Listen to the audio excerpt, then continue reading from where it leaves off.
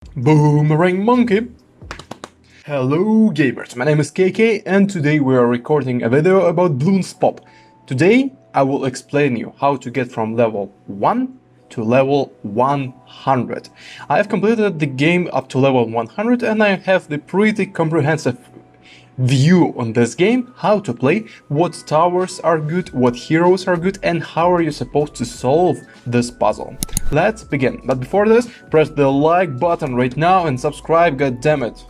We need it. Let's grow together. So, let's get to the video.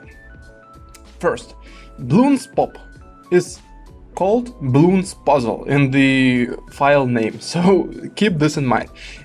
If you use your towers and heroes strategically, you're gonna be able to solve most of these levels. Bloons Pop is not the game that is designed to be difficult. In the early game, Bloons Pop is extremely simple, so the first 50 or so levels are very simple, but as the game progresses, it gets more and more challenging, and you will feel it right away. Just to pinpoint, levels 72, 73, 74 and level 100 are the most difficult levels in the game. So what does it mean to you? You need to think with your head and not use much of your abilities before these levels, because I guarantee you will need a few abilities on one of those levels, if not on all of those. So keep this in mind. The game mechanics. So, just so you understand, Bloons Pop has two currencies. First currency is monkey money, but the second one is, I like to call it ruby, but they call it red balloon. So red balloons are the stones in shape of balloon that you get. What do you use these stones for? Combining them with monkey money, you build up the towns that are supposedly ruined by the balloons, and you get bonuses when you build up the full town.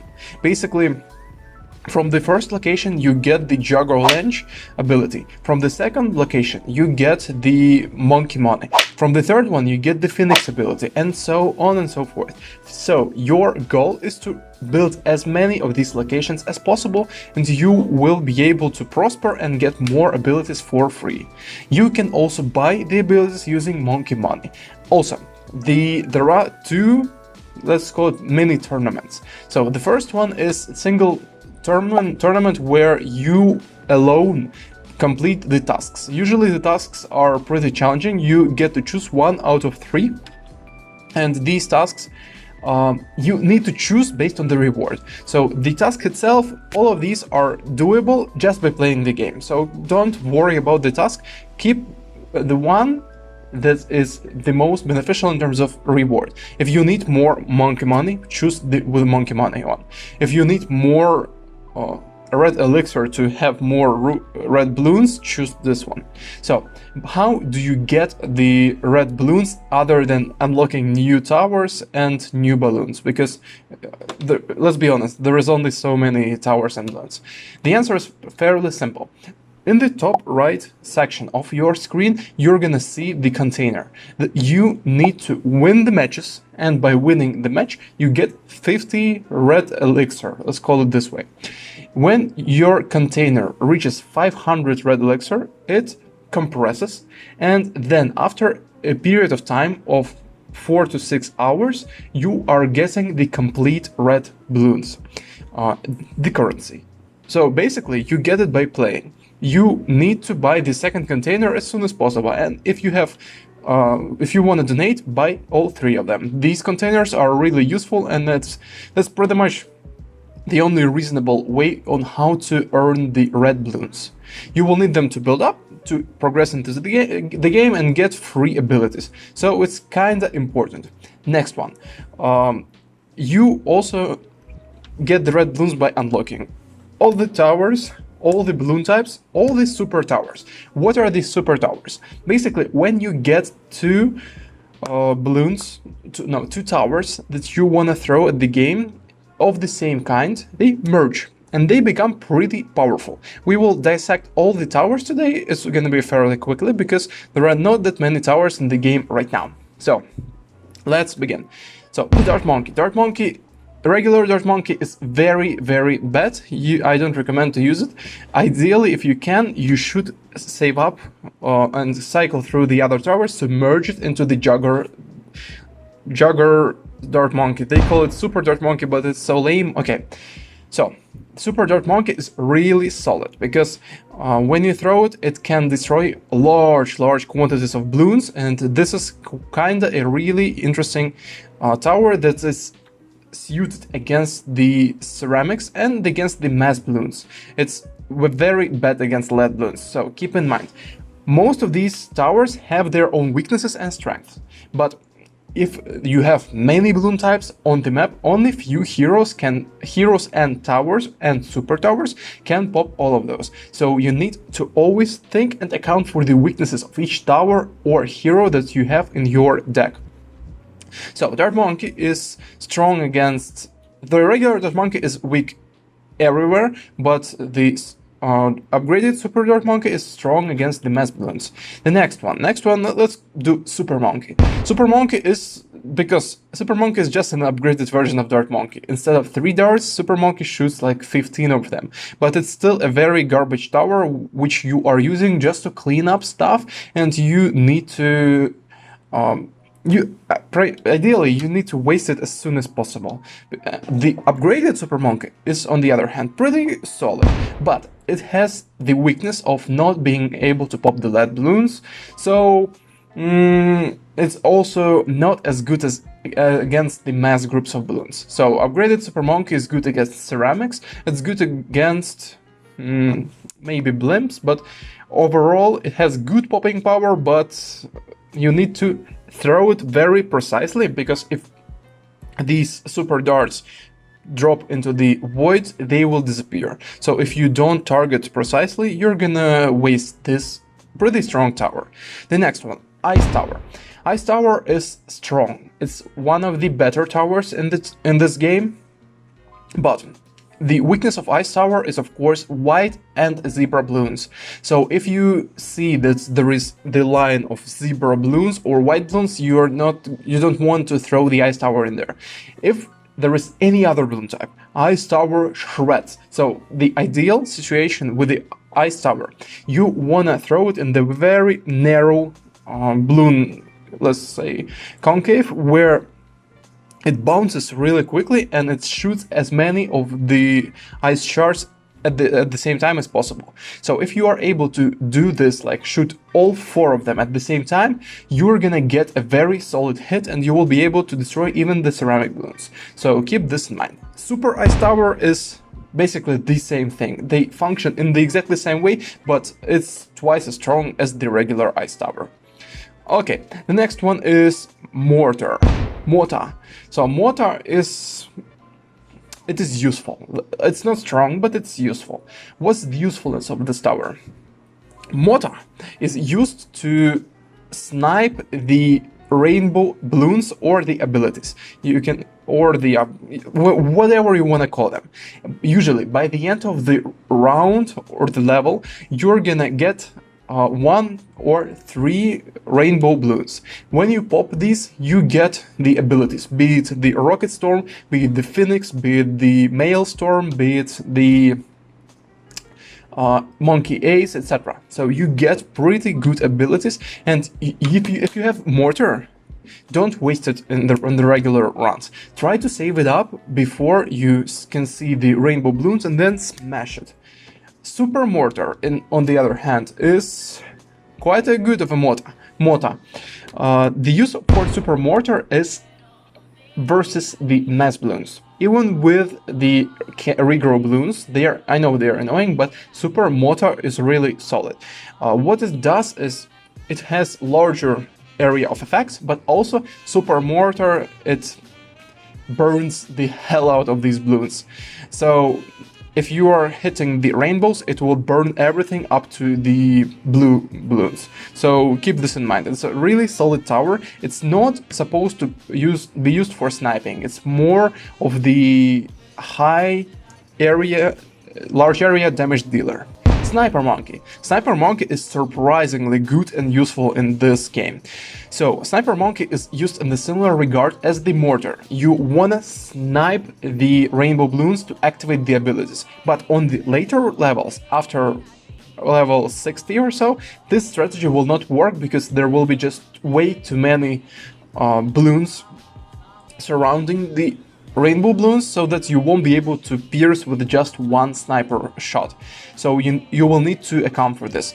However, in the earlier game, it is really strong. You just pierce. Sniper Monkey has multiple uses. One of the best uses is to pierce through the zebras and rainbows.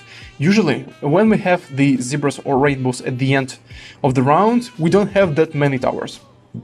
And Sniper is precious. His bullet bounces off the screen and you can get multiple hits on the rainbows and zebras. It reduces them to... zebras are reduced to red balloons and rainbows are reduced to blue balloons. So it's basically annihilation, and this is a really solid thing. If you shoot at the region, rainbows or zebras, it does the same thing. It does not pop like into the billion balloons.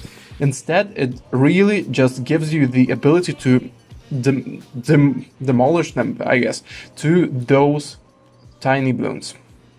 And Super Sniper is basically the same thing. I think it could be better, but what it does, you snipe, it has more pierce, and it also has the shrapnel that attacks everything to the sides. Don't use the Super Sniper against the regrow balloons, because you will regret it. It will just regrow as fast as hell. Okay, the next one, Ninja. Ninja is a really good tower in many regards. So, Ninja is good for cleanup, because it travels exactly to the balloons where you need them. Ninja is good against the regrow balloons, because when ninjas attack wave, it not destroys like everything, but it has pretty good pierce, and if you manage to hit a lot of balloons with this kind of maneuver using Ninja, you will get quite a lot of pops. I was able to manage to do 300 pops with just one Ninja, non-upgraded. Then, Super Ninja, on the other hand, is also mediocre super tower. Super Ninja is good, it has more pierce, it's just an upgraded version of the regular Ninja. It also shoots the shurikens around, but they are pretty weak. So Super Ninja is fine, but remember, both ninjas are struggling severely against the lead balloons, and you don't want to throw them at the lead balloons. It's very important to mention. Glue Gunner. Glue Gunners are very important. You will not be able to complete the levels without the clever usage of these towers. So, Glue Gunners have the corrosive glue by default. So if you attack with the Glue Gunner, what you are getting is first, the balloons are stuck. If you have the moving balloon structure, if you manage to hit the good glue hit, all of these balloons will stuck in one place, and you will be able to move down the track, which is good for you. And also, the same goes for the ice tower. When you freeze all the top layer, you're gonna be able to move lower, and it will help you tremendously. Okay, so basically, you get this ability using the Glue Gunner. You can also pop the LED balloons, you can pop the zebras, rainbows. Ceramics are the weakness of this guy, but we all understand that he has more than enough good uses to compensate for the ceramics emblems. Then the Super Glue. This is a good one, because Super Glue is the same thing, but with the more popping power and more sprays of the glue. So it's basically an upgraded version, but in a good way. And what else? The Wizard Tower. Wizard Tower, as the base Wizard Tower, is really solid. It's the similar usage as the Ninja, because it's good for cleanup. Its weakness is, of course, the purple balloons, but you're gonna be fine. Don't really worry that much about the purple balloons, because Purple balloons are not the most common, and if you have them, don't throw the wizard. It's pretty obvious. But the wizard is really solid against all other balloon types, and also has the ability, when he dies, he throws 5 wizard bolts at the balloons. But I don't recommend using wizard against the regrows or ceramics. You will regret it.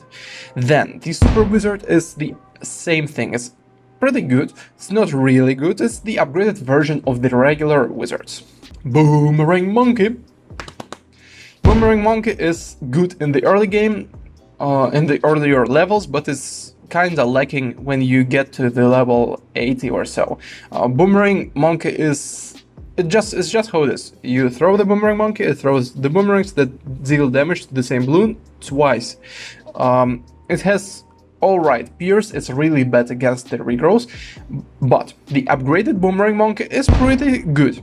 It cannot pop the lead, unfortunately, but it's alright even against the regrow balloons. But remember, if you have like 7,000 of regrow balloons on the screen, the upgraded Boomerang Monkey is not nearly capable enough to pop all of those. He will be able to pop from 500 to 1,000 maybe, but he will just generate many regrows. You don't want to use them in this scenario. But if you don't have the regrows and you have a lot of balloons to clean up, Super Boomerang is the solid choice for this task. Okay guys, it's the hero time.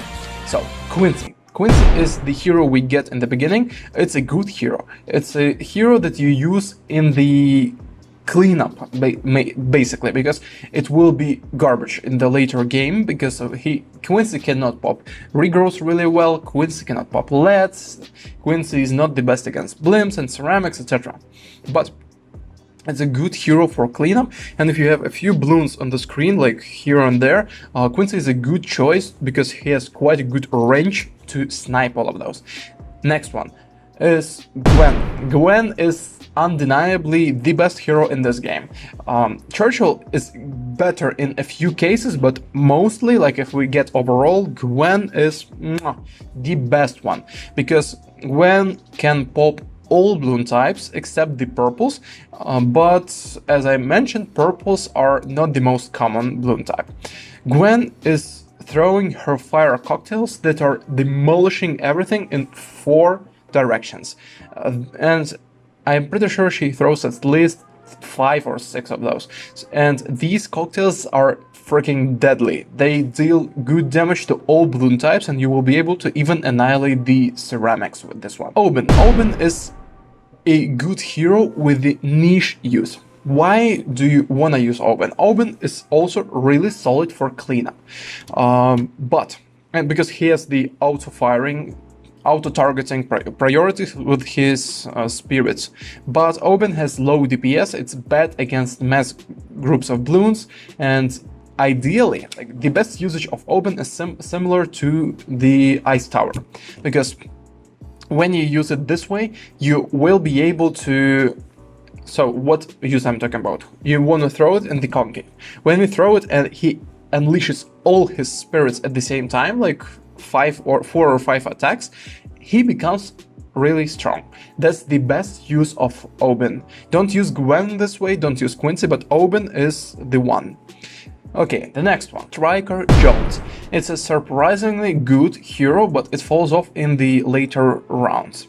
In the beginning, Striker Jones is solid. What he can't pop is only the black balloons, but other than that, Striker Jones is really good. He pops large groups of balloons. He's also struggling against Zebra, but with his final attack, when he unleashes 3 rockets, he can pop the Zebra balloons, so keep this in mind. You wanna throw Striker Jones at your balloons when you have a lot of them. Also, Striker Jones prioritizes the closest group of balloons to him, and because of this, you wanna throw them precisely. If you throw him to the side, he will miss, and he will prioritize the strongest balloons on the screen. If it's the black balloons, all of his shots will be wasted, so be thoughtful with this one. Contrary to Oben, Adora is pretty solid. Her DPS increases. How to properly use Adora? There is a way. You wanna have the least amount of collision with other balloons or walls as possible. That's the proper way of using Adora. So basically, you wanna throw her like basically directly on top of the balloon so that she bounces, but not to the side and not too far off. That's the perfect use of Adora. You don't want her to bounce off the floor or the ceiling because she increases in terms of speed, but this means that her duration of lasting duration diminishes, and this way she will shoot much less solar beams and she will be not as useful to you. This is the proper way to use Adora. She is quite good against ceramics and basically against all balloon types. If you manage to let Adora stay for enough time, but she is bad against the purples because she simply cannot pop them. Even if you have like 3 to 5 purples in the bunch of balloons that you are sending Adora to, she will prioritize the purples and they will suck up all her damage and she will be useless. Keep this in mind. And the Captain Churchill that you unlock on level 31. Churchill is the best hero against the ceramics, fortified, barrier balloons, and pretty much blimps and all the other harder balloons and regrows as well. So this is the mass damage dealer, but there is a way on how to use Churchill. If you just throw him directly below, you will freaking waste it. You don't want to throw Churchill this way. The perfect way, I already demonstrated it several times in the playthrough, as you could have seen on the background of me speaking. Churchill needs to be thrown in the side-by-side trajectory because he is this kind of hero. You don't want to throw him very like, how to put it? Okay, let's use degrees. So you don't wanna do 90 degrees, but you don't wanna do 45 degrees either. So the perfect degrees measurement is gonna be, I would say, like 55-60 degrees. So if you learn algebra, you will definitely understand what I'm talking about. But in the simpler terms, just throw him to the side. But remember, if you throw him too close to the ceiling, you will waste him because he won't shoot even nearly long enough. So you want to find the balance, try to practice between like right to the ceiling and maybe like somewhere in here, and then try to shoot him lower and then slowly up, make it higher until you waste your Churchill, and then you will understand this perfect balance of throwing this hero. It's really strong, you will use him a lot in the later stages, and you need to learn on how to use Churchill properly. Whew, this was a loaded one, but that's the guide, I guess. And guys, press the like or dislike button right now, depending on what you think about this video. And see ya in the next one. Subscribe now.